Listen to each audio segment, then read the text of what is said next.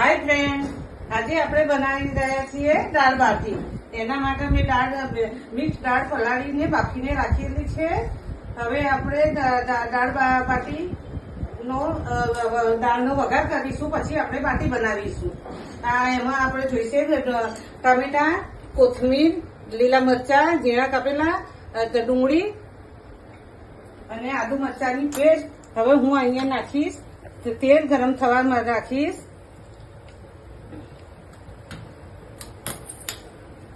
હવે આપણું તેલ ગરમ થઈ જશે.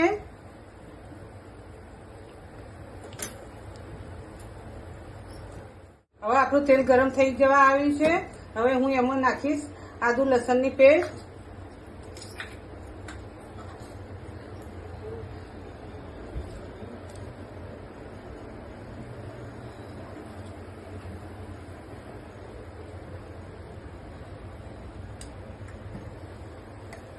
તેલ ગરમ થઈ ગયું છે. હવે ડુંગળી નાખી, લીલા મરચા, એને હું બરાબર સાતળી ગઈ.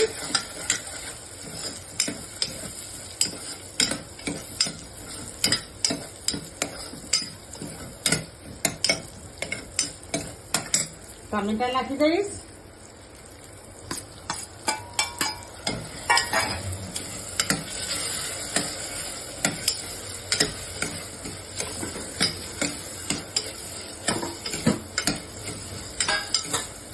આપણો આ મસાલો થાય ત્યાં સુધી હું ચટણી બનાવી દઈશ.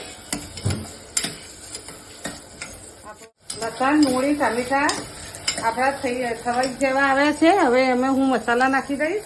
આપણા ધની મસાલા નાખીશ, હળદર નાખીશ, લાલ મરચું નાખીશ. તમારે જે પ્રમાણે ખાતા હોય એ પ્રમાણે તમે નાખજો. હું ધાણા જીરું અને ગરમ મસાલો નાખી રહી છું. સ્વાદ અનુસાર નમક નાખીશું, કારણ કે આપણે દાળ બાફવામાં મેં નાખેલું છે.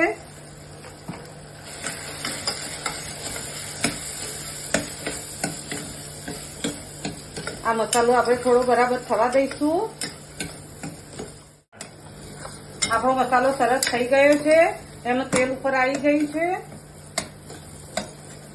હવે આપણે દાળ નાખી દઈશું.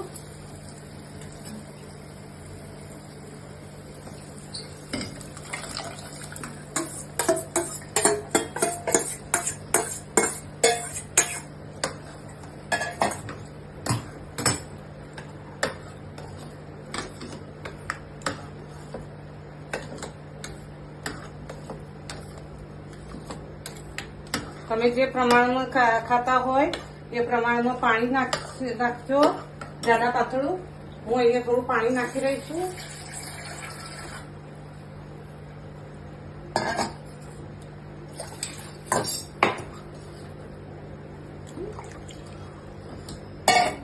તમારા ઘરમાં પાતળી દાળ ખવાય છે, હું થોડું પાણી નાખી રહી છું. તમારા ઘરમાં જે રીતે ખવાતું હોય એ રીતે નાખજો. હવે આપણી દાળને થવા દઈશું. દાળ બાટીમાં ખાવાની આપણે ચટણી તૈયાર કરીશું. ત્યાં સુધી આ ચટણી મેં અગાઉથી બનાવી રાખી હતી. આખા મરચાં લાલ આવે છે અને મેં 10 મિનિટ ગરમ પાણીમાં પલાળી રાખ્યા હતા. એમાં મેં મીઠું, પાણી અને લસણ નાખ્યું છે અને મિક્સરમાં ગ્રાઇન્ડ કરીને રાખી છે. આપણી ચટણી તૈયાર છે. હવે દાળ બાટી ખાતી વખતે આ ચટણી સાથે ખાવાની. આપણી દાળ અહીંયા તૈયાર થઈ રહી છે. દાળ થાય ત્યાં સુધી આપણે બાટીની તૈયારી કરી દઈશું.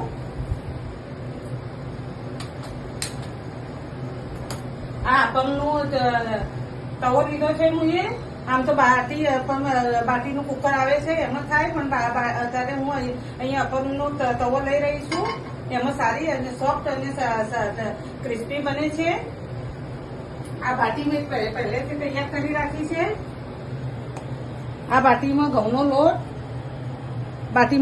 લોટ, સોજી, મોયણ અને બધા મસાલા, લાલ મરચું, અજમો, ધાણા જીરું, બધા મસાલા, મીઠું, બધા મસાલા નાખીને મેં કાઠો લોટ બાંધી દીધો છે અને એના ગોળા વાળી દીધા છે. હવે આપણું અપમ ગરમ થાય એટલે એમાં થોડું તેલ નાખી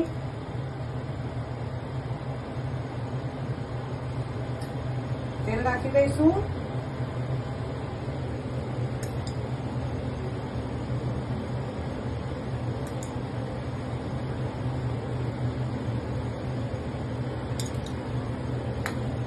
આપણે એક એક બાટી અંદર ના મૂકીશું.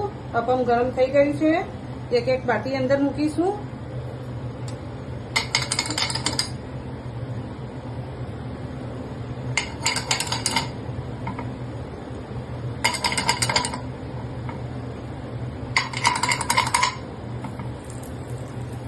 જો તમારે પણ બનાવવી હોય તો આ રીતે, તમારા ઘરમાં અપમ હોય તો આ રીતે બનાવી શકો છો. કોઈ ખર્ચો કરવાની જરૂર નથી અપમના બાટીના કુકરની. આમાં સારી બને છે. અમારા ઘરમાં બધાને ખૂબ જ ભાવે છે. એના પપ્પાને વધારે ભાવે છે. અમારી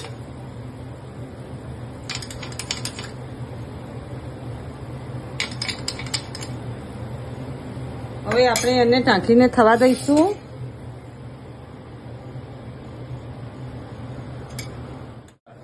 હવે આપણે જોઈ લઈશું આપણી બાટી તૈયાર થઈ કે નહીં.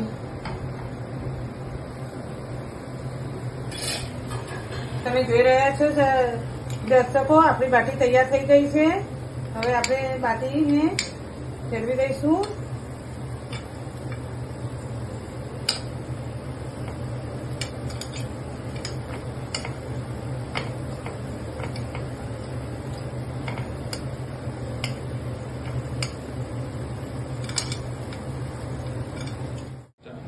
હવે આપણે જોઈ લઈશું આપણી બાટી તૈયાર થઈ.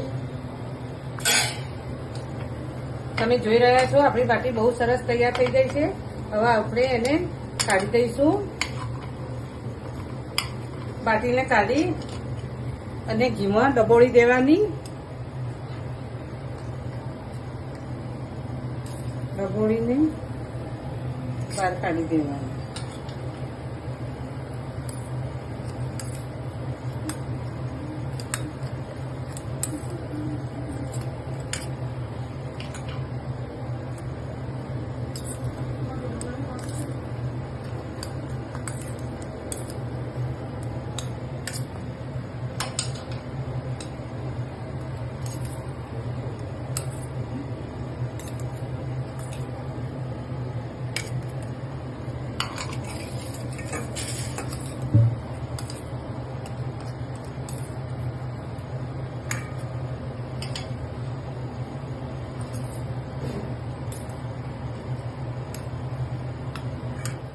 દાળ થઈ ગઈ છે.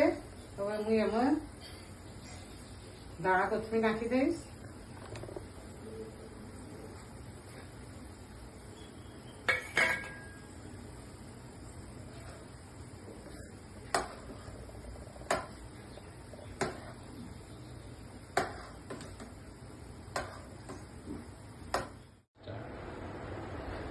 મારી આ રાજસ્થાની થાળી તૈયાર થઈ ગઈ છે. દાળ બાટી, આ ચટણી છે, આ દાળ છે અને આ બાટી છે. તમે પણ આ વિડીયો જોઈને દાળ બાટી બનાવજો. અમારી દાળ બાટી કેવી લાગી એ કોમેન્ટમાં કહેજો. બાય.